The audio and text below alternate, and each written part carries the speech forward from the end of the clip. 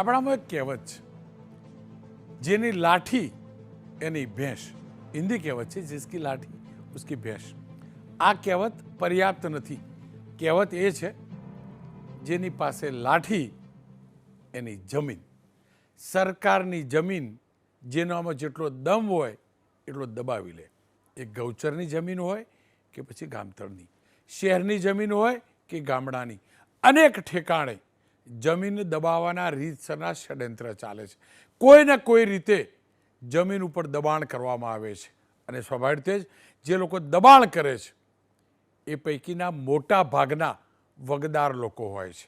જે લોકો દબાણ કરે છે એમની પાસે નેતા અથવા અધિકારીઓનું બેકિંગ હોય છે. મોટા શહેરમાં મોટા લોકોનું, નાના શહેરમાં નાના અધિકારીઓનું, નાના ગામમાં તલાટી મંત્રી સરપંચનો વહીવટ. એ જ કારણ છે કે શહેર હોય કે ગામ, ગૌચરની જમીન ગાયબ થઈ રહી છે. ગાયને માતા તરીકે આપણે પૂજીએ છીએ. આપણે જ નહીં, આપણા પૂર્વજો પૂજતા, આપણા રાજા મહારાજાઓ પણ પૂજતા. અને એટલે જ ગામ હોય, શહેર હોય, ત્યાં ગૌચરની જગ્યા રાખવામાં આવતી. પણ આ ગૌચરની જગ્યા ધીમે ધીમે ગાયબ થઈ રહી છે.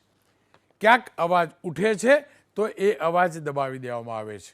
જોકે કેટલાક અધિકારીઓ એવા પણ છે કે હવે એ જાગૃત થયા છે અને જ્યાં જ્યાં આવી ગૌચરની જમીન દબાવવામાં આવી છે એને ખાલી કરાવવાનો પ્રયાસ કરી રહ્યા છે.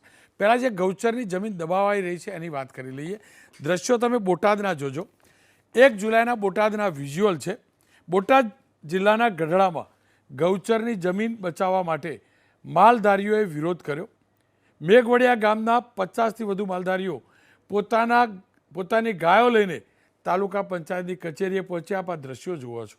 આરોપ છે કે ગામની 150 વીઘા જમીન પર ગૌચરની જે જમીન હતી એની ઉપર દબાણ કરવામાં આવ્યું છે. દબાણ હટાવવા માટે 2 વર્ષથી તાલુકા કક્ષાથી લઈ જિલ્લા સુધી રજૂઆત કરાઈ, પરંતુ કોઈ કાર્યવાહી ના થઈ એટલે આવી રીતે લઈને પહોંચ્યા હતા. આ દ્રશ્યો જુઓ છો. જોકે બોટાદનો જ બીજો કિસ્સો 26 જૂનનો છે, જ્યાં બોટાદના પાળિયાદ ગામમાં 1100 વીઘા ગૌચરની જમીન પર બુલડોઝર ફેરવવામાં આવ્યું. તાલુકા વિકાસ અધિકારીનું કહેવું એમ છે કે અહીંયા 178 વ્યક્તિઓએ દબાણ કર્યું હતું ને એટલે બુલડોઝર ફેરવ્યું છે.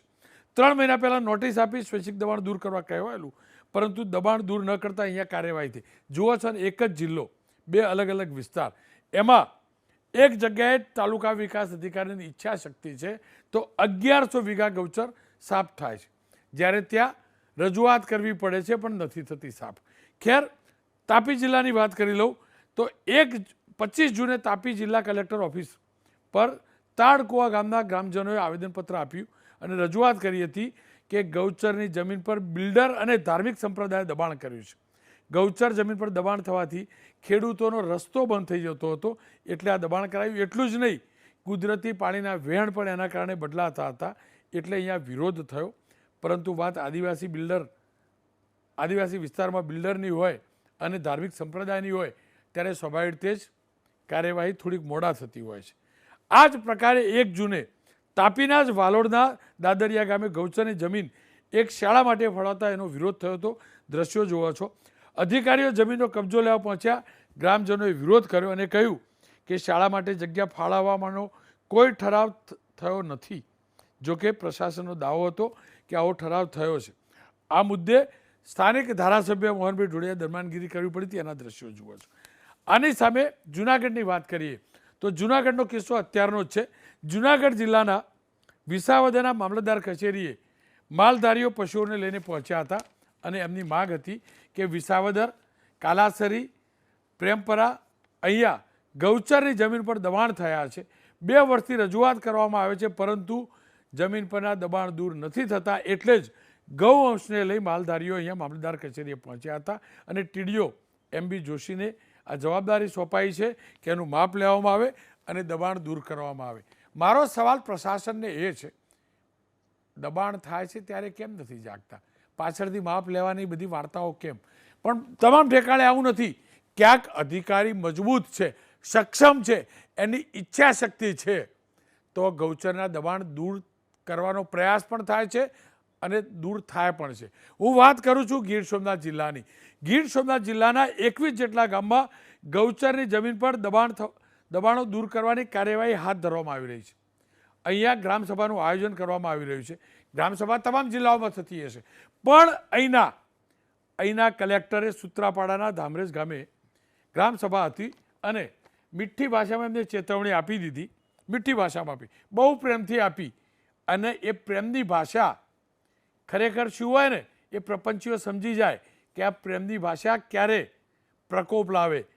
ખેર, કલેક્ટરે કેવી રીતે ગૌચર મુદ્દે ચીમકી આપી એ પણ જુઓ. પણ ઇન્ટરેસ્ટિંગ વાત જોજો, આ ગ્રામસભામાં એના ગામના સરપંચ છે મહિલા, પણ સરપંચ મેડમ નહીં આવેલા.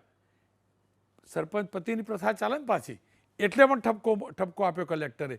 પણ મૂળ મુદ્દા ઉપર રહું તો કલેક્ટરે, જિલ્લા કલેક્ટર ગીર સોમનાથના દિગ્વિજયસિંહ જાડેજા, એમને કેવી રીતે મીઠા શબ્દોમાં ચીમકી આપી એ જોઈ લો.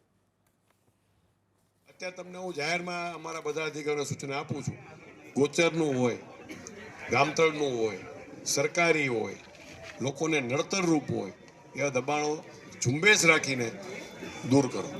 બધા ફાંકા ફોજદારી કરતા હોય છે. તમે આ ધામણે જ નહીં, આખો દેશ ગાયું આમ છે ને ગાયું રાષ્ટ્રીય પાણી જાહેર કરો ને ગાયું માટે આમ કરો. બોલવાવાળા છે ને એ ગોચરમાં દબાઈને બેઠા હશે ગેરંટી. અને ગામને આપણે સલાહ દેવા જાય કે ભાઈ ગોચરમાં આમ છે ને ગાયું આમ છે ને સરકાર કાંઈ જોતી નથી. અરે આપણે જોવાનું છે, ગાયું કોની ચરવા જશે? આપણે આપણા ગામની જ જશે ને. તો આપણે જો ગાયને એમ ગમતા હોય, ગાય આપણી માતા છે, ગાય પવિત્ર પ્રાણી છે ને ગાય આપણા માટે બધુંય છે. ગાય માટે અગાઉ પાળિયા છે, ગાયો માટે પાળિયા છે ને, ગામે ગામ પાળિયા છે. તો અત્યારે એની પાળિયા પાછા ગોચરમાં જોઈએ, અહીંયા જેમ દબાવી દીધા હોય આપણે. એટલે આપણે પહેલાં આપણું આત્મમંથન કરી જેના ગોચરના દબાણો છે કાલથી મહેરબાની કરીને ખાલી કરી નાખો. મહેરબાની કરીને ખાલી કરી નાખો એટલામાં સમજ પડી ગયો જેને સમજવું હોય એને. ખેર, સંગ્રામભાઈ ભરવાડ કોંગ્રેસના નેતા છે અને ગૌપાલક જે કોર્પોરેશન છે, આપણું બોર્ડ છે, એના પૂર્વ અધ્યક્ષ છે. એમની સાથે પણ વાત કરીશું. જયેશભાઈ વ્યાસ, ભારતીય જનતા પક્ષના નેતા, અને દિગ્વિજયસિંહ જાડેજા, કલેક્ટર ગીર સોમનાથ, જેમને આ શરૂઆત કરી. એક અધિકારીએ બોલ્ડ અંદાજ જોવા મળ્યો, એટલે જ મેં શરૂઆતમાં એમની સાથે વાત જે કરી છે રેકોર્ડેડ, એ પ્લે કરવા માગીશ. કલેક્ટર સાહેબ, નમસ્કાર, આપનું સ્વાગત છે. આપની મેં સ્પીચ સાંભળી. કેટલી મોટી સમસ્યા છે એ વિસ્તારની અંદર ગૌચર ઉપરના એ દબાણ, અને કોણ એ લોકો છે જે ગૌચર ઉપર, સરકારી જમીન ઉપર, ગાય માતા માટે ફાળવેલી જમીન ઉપર દબાણ કરે છે? અત્યારે આપ જાણો છો એમ ગોચર ઉપર ખેતી વિષયક દબાણો, પછી અમુક નાના જે રહેણાંકના દબાણો, પછી કોમર્શિયલ દબાણો એવું મોટા પ્રમાણમાં જોવા મળે છે. અત્યારે અમારો આ આંબાનો પ્રદેશ છે તો ઘણા આંબાવાડિયા પણ ઊભા કરી દે છે અને પછી અંદર પોતાનું રહેણાંક પણ બનાવી નાખે છે. એના લીધે હવે આ સમસ્યાને કારણે અત્યારે જે ગાયોને ચરવા માટેની જગ્યાઓ છે એ ખુલ્લી જોવા મળતી નથી, અને એક આ મોટો વિકટ પ્રશ્ન આપ જાણો છો એમ છે. જાડેજા સાહેબ, આ સમસ્યાનો ઉકેલ શું હોઈ શકે? ગૌચરની જગ્યા, સરકારી જગ્યા ખાલી તો કરાવવી જ પડે, હકીકત છે, અને તમારો પ્રયાસ પણ છે. પણ આ સમસ્યાનો કાયમી ઉકેલ શું હોઈ શકે, જેના કારણે જે હેતુથી આ જગ્યા ફાળવવામાં આવેલી છે એ હેતુ સાકાર થાય અને ગાય માતાને, એટલે કે ગૌવંશને ચરવા માટેની જગ્યા પણ મળે અને સરકારી જગ્યા ઉપર દબાણ પણ ના થાય? ઉકેલ શું હોઈ શકે? એમાં અમે અત્યારે જે એક ઝુંબેશ રાખી છે, અમે દરેક જગ્યાએ જે માનનીય મુખ્યમંત્રી એક સૂચના છે કે દરેક જગ્યાએ રાત્રિ સભા કરવી, ગ્રામસભા કરવી અને લોકોના પ્રશ્નો સાંભળવા. અને એમાં મોટાભાગે જે માલધારીઓ છે કે જે ઢોર જે એની પાસે મોટી સંખ્યામાં હોય છે એની રજૂઆતો આવતી જ હોય છે કે ભાઈ અમારું ગોચર છે એમાં હવે કોઈ જગ્યા રહી નથી. એટલે અમે એક ઝુંબેશના રૂપમાં આ લોકોને અમે કહીએ છીએ કે ભાઈ તમારું આ ગોચર છે, ગાય માટે આપણા માટે આપણે દરેકને ખૂબ સન્માન હોય છે, તો એ ગાયો બહાર ફરતી હોય, પ્લાસ્ટિક ખાતી હોય, એ જો બંધ કરાવવું હોય તો તમે જે આ દબાણ કર્યું છે એ તમારે દૂર કરવું જોઈએ. આપણે જે નાના જે મકાનો બેઠા છે એને ચોમાસું છે એટલે કોઈ ડિસ્ટર્બ નથી કરતા, પણ જે મોટા મોટા દબાણો જેને કર્યા છે, ખેતી વિષયક દબાણો છે, બગીચા બનાવ્યા છે કે કોઈ દુકાનો બનાવી છે, એને અમે કહીએ છીએ કે તમે આ છે સ્વેચ્છાએ ખાલી કરો. પ્રતિસાદ પણ લોકોનો છે, અમે એમને હેલ્પ પણ કરીએ છીએ, સાધનો પણ પ્રોવાઈડ કરીએ છીએ અને આ દબાણો દૂર કરાવીએ છીએ. જાડેજા સાહેબ, સ્વાભાવિક રીતે જ વર્ષોથી જે પેધી પડ્યા હોય, સરકારી જમીનને પોતાના બાપની સમજી અને મન ફાવે એમ નિર્માણ કર્યું, એમને આ જમીન ખાલી કરવી ગમતી તો ન જ હોય. આ સંજોગોમાં ગૌચરની અને સરકારની જમીનો ખાલી કરાવવામાં પડકાર શું આવે છે? કોઈ પડકાર આવે છે ખરા, કે પછી આપે જે મુહિમ શરૂ કરી છે એના સારા સીધી રીતે પરિણામ મળી જાય છે? લોકોને એક એવું હોય કે ભાઈ એમ કોઈ ધારો કે કોઈ વાવેતર કરી દીધું તો એને એવું હોય કે હું એક આ પાક લઈ લઉં એમ, એટલે એને થોડોક એવો વિરોધ થાય. પણ એ એક માણસના કારણે સામે ગાયોની સંખ્યા જોઈએ તો વધારે લોકો કુટુંબો હેરાન થાય છે. એટલે પડકારમાં એક આ હોઈ શકે કે ભાઈ લોકોને જે આ કબજો કરે છે ભાઈ છોડવો ગમતો નથી. એટલે મેં કાલે આપણે જોયું તેમ જ કીધું કે આનું તમે એનો મોહ કે મમત્વ ના રાખવું જોઈએ. આપણી જગ્યા છે જ નહીં, સરકારી જગ્યા છે અને ગાયો માટે છે, તો એ આપણે સ્વેચ્છાએ આપી દેવી જોઈએ. આશા રાખીએ ગીર સોમનાથ જિલ્લાની જેમ જ રાજ્યના બાકીના 32 જિલ્લાઓમાં પણ આ પ્રકારની કાર્યવાહી થાય અને ગૌચર સહિત સરકારી જમીન મુક્ત થાય. જયેશભાઈ પણ જોડાયા છે મારી સાથે અને સંગ્રામભાઈ પણ જોડાયા છે. જયેશભાઈ, આપની પાસે આવ્યું પહેલાં સંગ્રામભાઈ સાથે વાત કરું. સંગ્રામભાઈ, શું કારણ આ ગૌચર આ પ્રકારે એના ઉપર દબાણ થયા અને આ સ્થિતિનું સમાધાન શું હોઈ શકે? સૌ પ્રથમ તો એબીપી અસ્મિતામાં અમને બોલાયા બદલ તમારો ખૂબ ખૂબ આભાર. સાથે સાથે વાત એવી છે કે જે તે ટાઈમે ગામ પંચાયતમાંથી ઠરાવ કરાઈ અને સરકારના જ માણસો, સરકારના જ મળતિયાઓને જગ્યાઓ આપવામાં આવી, એના કારણે દબાણો થયા. બીજી વસ્તુ કે નાની નાની જે ખેતી હતી એ ખેડૂતોએ બી ગામની અંદર જે ગૌચર હતું એ ખેડી નાખ્યું. માનો કે મારી જગ્યા હોય તો મારી બાજુનું ગૌચર હોય તો 5-10 વીઘા મેં ખેડી નાખ્યું, બાજુવાળો બીજો ખેડૂત બીજા ખેડી નાખ્યું. આ રીતનું થયું. અને ગામમાં જે સરપંચ હોય, આગેવાન, એ મજબૂત હોય, માથાભારે હોય, એટલે 5-25 વીઘા એણે દબાઈ કાઢ્યું. એમ કરતાં કરતાં આખા ગુજરાતની અંદરથી ઓછામાં ઓછા 3000 ગામોની અંદર હાલ ગૌચર નથી. કે જે ગામોમાં ગૌચર પહેલાં હતા અત્યારે બિલકુલ નથી. ગામની અંદર એવું હોય કે જે પશુપાલન કરતો વર્ગ હોય એ એકલો નથી, દરેકે દરેક સમાજ ગૌચરની અંદર ગાયો લઈ જતો હતો, ચારતો હતો અને ગાય માટેથી પહેલાંના રાજા રજવાડામાં અને અંગ્રેજ શાસનની અંદર પણ ગૌચર હતું, ધર્માદા જગ્યા હતી, પડતર જગ્યાઓ હતી, મંદિર માટેની જગ્યા, આવા અલગ અલગ વિભાગ હતા અને દરેકને જગ્યાઓ મળેલી હતી. જ્યારે આ જગ્યાઓ અત્યારે લઈ લેવામાં, ગુજરાતની અંદર અત્યારે હાલ 3000 ગામ એવા છે કે જેની અંદર બિલકુલ ગૌચર નથી. એના કારણે ગામની અંદર જે નાનો વર્ગ જે ગૌચરના આધારે કે પશુપાલનના આધારે જીવતો હતો એ શહેરીકરણમાં આવી ગયો અને ગામ ભાગવા માંડ્યા, ગામડાઓને નુકસાન થવા માંડ્યું. અને આ નુકસાનના કારણે પશુપાલકો શહેરી વિસ્તારમાં આવે તો હવે શહેરની અંદર પણ કાયદો બદલાઈ ગયો અને કાયદો એટલો કડક થયો. એવા કડક કાયદાની અંદર જ્યારે શહેરમાં આવે તો એનો જીવન નિર્વાહ કરવાનો કોઈ સમય રહ્યો નથી. મજૂરી કરવી પડે, ટેમ્પો ચલાવવો પડે, રિક્ષા ચલાવવી પડે, એમ કરીને રોજી રડે છે. જે ગાય આધારિત ખેતી હતી એ બંધ થઈ ગઈ. ગાય આધારિત જે આપણે ચાલતા હતા કે ભાઈ મારો દેશ ગૌ આધારિત દેશ છે, ગાય માતાની વાત કરીએ છીએ, પણ ગાય માતાની વાત કરવા સાથે ગાય માતાનો હક હિસ્સો જે હોવો જોઈએ એ કાયદેસર છીનવાઈ ગયો અને છેલ્લા 30 વર્ષથી સૌથી વધારે છીનવાઈ ગયો. તમે જુઓ તો મોટા મોટા કૌભાંડો થઈ ગયા.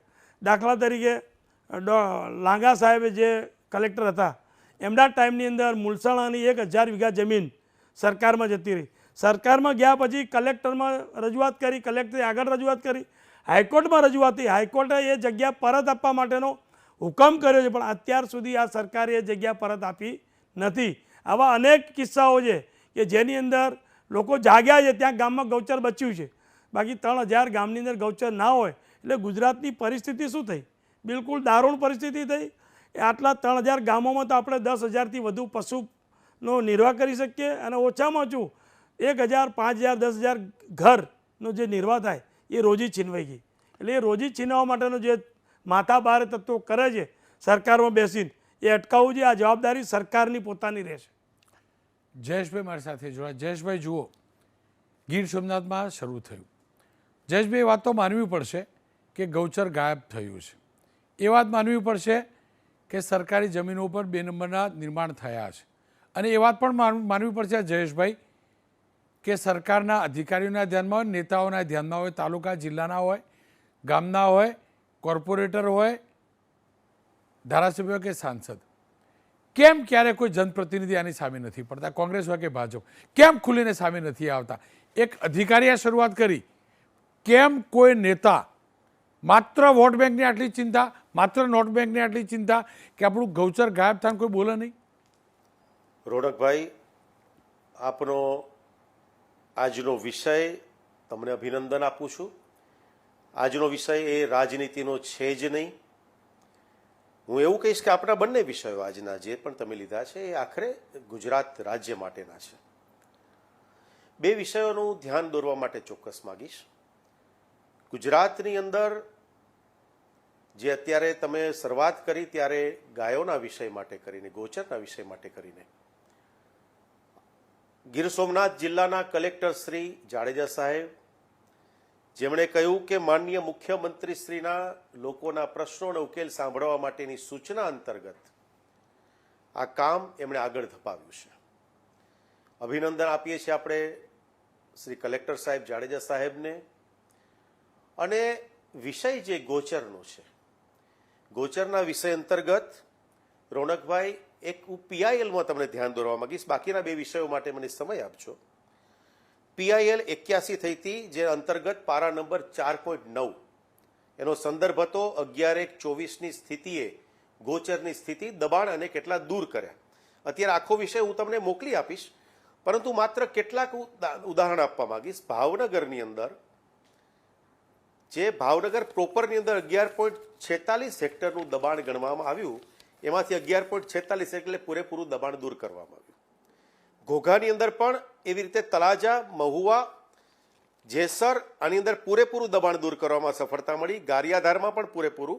આ હું એક ઉદાહરણ તમને એ આપું છું. ગીર સોમનાથની ચર્ચા કરીએ ત્યારે આપણે કહીશ કે ગીર ગઢડાની અંદર 30.84 હેક્ટર હતું, તેમાંથી 24.11 હેક્ટર છૂટી કરવામાં આવી. સૂત્રાપાડાની અંદર 54 હેક્ટરમાંથી 53 હેક્ટર છૂટી કરવામાં આવી. આ હું એક પીઆઈએલના આંકડા સીધા જ બોલું છું. આ ફેક્ટ એન્ડ ફિગરની ચર્ચા કરીએ છીએ.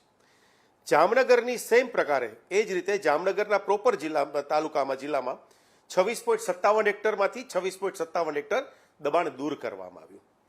આ પીઆઈએલ એક જાન્યુઆરીનો વિષય છે. કચ્છની અંદર હું તમને એબ્રેટલી અત્યારે થોડીક ચર્ચા કરીએ છીએ કે દાખલા તરીકે નખત્રાણા જેવા જિલ્લામાં તાલુકામાં 41.10નું હતું, એમાંથી 41.10નું દૂર કરવામાં આવ્યું.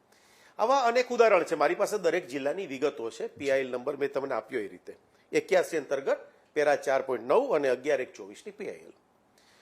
સરકાર આના માટે સશક્ત રીતે પ્રયાસો કરી રહી છે, પરંતુ આ સોશિયો પોલિટિકલ આપણે જે ચર્ચા તમે શરૂઆતમાં કરી બહુ મહત્વનો મુદ્દો છે.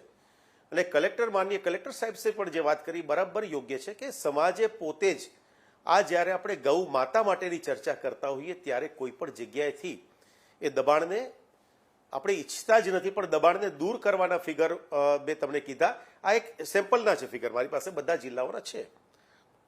સરકાર આના માટે પ્રયત્નશીલ જ છે. એટલું જ નહીં, આપણે જાણીએ છીએ કે જ્યારે ગોચરની જમીન અધિકૃત રીતે ક્યાંયથી પણ લેવાનો વિષય આવતો હોય છે, એની સામે પણ ગોચરની જમીનની એટલી જ ફાળવણી કરવામાં આવે છે. જંત્રીનો દર જો ગોચરની જમીનનો વિશેષ હોય તો જે તે વ્યક્તિએ ચૂકવવાનો થતો હોય છે, એની સામે એ બીજી જમીન તો નીમ કરવામાં આવે જ છે. કુલ ગોચરની જમીન દબાણને બાદ કરતા ક્યાંય પણ ગુજરાતમાં ન ઘટે એના માટે સરકારે અલગ અલગ સમયે જે કંઈ આવશ્યક લાગે એ બધા નિયમને ધ્યાનમાં રાખીને એનું બરાબર રીતે પાલન કરવામાં આવી રહ્યું છે. એટલું જ નહીં, બીજી જમીન અત્યારે ગોચરની જમીનની અંદર ચોમાસાની ઋતુ ચાલે છે ત્યારે રોનકભાઈ એને ચારો સારો ઉગે એના માટેના પણ બિયારણનું છંટકાવ કરવામાં આવે છે. એ ઘાસચારો કેમ કરીને સારો ઉગે, એનો વધુમાં વધુ ઘાસ ત્યાં થાય અને ગૌમાતા અને પ્રાણીઓ આપણા સૌ ત્યાં સારી રીતે એનું ચરિયાણ એને મળી રહે, એના માટે પણ સરકાર દ્વારા પ્રયત્નશીલ, અલગ અલગ વિભાગો આના માટે પ્રયત્નશીલ છે જ. હા, આ બધી જ બાબતો અને નિશ્ચિત રીતે જ્યાં કોઈ નબળી બાબત હોય કે ક્યાંક ક્ષતિ હોય એ જ કાન સાંભળવાનો વિષય આવે તો મને હું ચોક્કસપણે માનું છું ને થવું જોઈએ.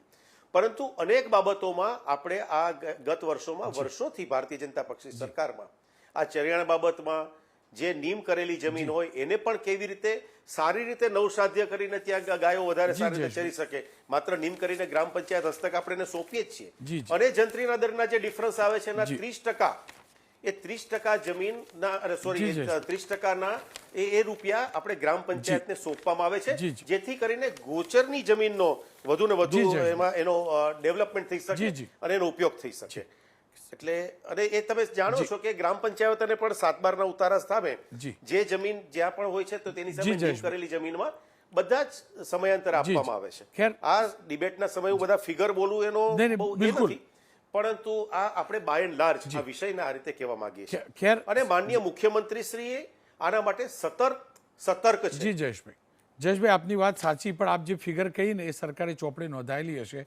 મુલાસરવાળી ગાંધીનગરની જમીનમાં એક કલેક્ટરે ખોટું કરેલું હેતુ ફરક કરેલો સસ્પેન્ડ થાય તો જેમને જમીન જે બિલ્ડરોએ હડપી લીધી અથવા ખેલ કરીને બનાવી લીધી એ પાછી નથી લીધી એ પણ હકીકત છે.